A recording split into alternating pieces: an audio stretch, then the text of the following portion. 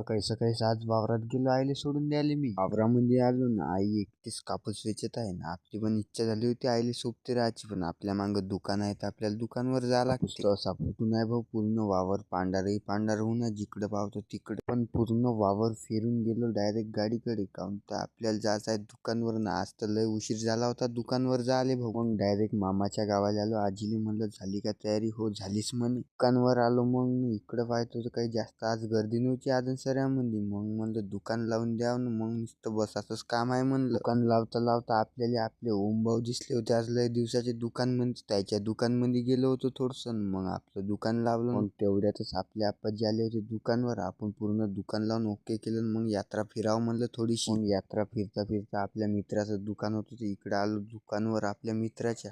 मित्र म्हणे आज बराच टाइम भेटला म्हणे तुला आपल्या दुकानवर आले. हो म्हणलं आज काही गर्दी नाही, आजी ना आपाजी पाहते म्हणलं दुकानामध्ये काही खेळ भांडवली होती तर मग त्याला दुरुस्त करत बसलो. आपाजी करून टाक म्हणे, तर भांडवली दुरुस्त केले ना. आज दुकानमध्ये काही गमे नाही. मग आजी आपाजी मी मस्त बसलो, चहा गीत पेलो ना. दुकान बंद करायची वेळ झाली, मस्त